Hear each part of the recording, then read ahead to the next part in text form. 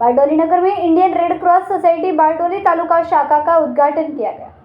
भीनी आंखें बाप्पानी विदाई। सूरतમાં ગણેશ વિસર્જન 80,000 પ્રતિમાઓનું કૃત્રિમ તળાવમાં વિસર્જન। ગણેશ ચતુર્થીએ રંગેચંગે બાપ્પાની સ્થાપના થયાના 10મા દિવસે આનંદ 14ના દિવસે વિસર્જન થઈ રહ્યું છે। 10 દિવસ સુધી બાપ્પાની આરતી પૂજા પાઠ કર્યા બાદ આજે ભાવિકો ભારે હૈયાની ભીની આંખે બાપ્પાને વિદાય આપી રહ્યા છે। કૃત્રિમ તળાવમાં મૂર્તિઓના વિસર્જનની સવારથી શરૂઆત થઈ ગઈ છે।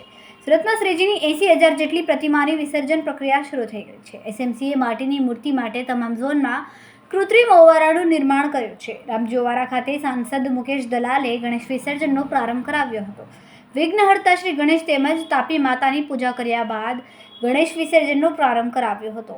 સાંજ સુધીમાં શહેરની તમામ મૂર્તિઓનું વિસર્જન થાય તેવી આશા મુકેશ દલાલે વ્યક્ત કરી હતી। રામજીઓવારા ખાતે ગણેશજીની પ્રતિમાનું વિસર્જન પૂર્વ મેયર હેમાલી બોઘવાલા અને સાંસદ મુકેશ દલાલે કર્યું હતું। સુરતના મેયર અને પાલિકા કમિશનરે કહ્યું કે પાલિકા દ્વારા 21 જેટલા કૃત્રિમ તળાવ બનાવવામાં આવ્યા છે, જેમાં વિસર્જનની પ્રક્રિયા શાંતિપૂર્ણ માહોલમાં થાય તે માટેની વ્યવસ્થા કરવામાં આવી છે।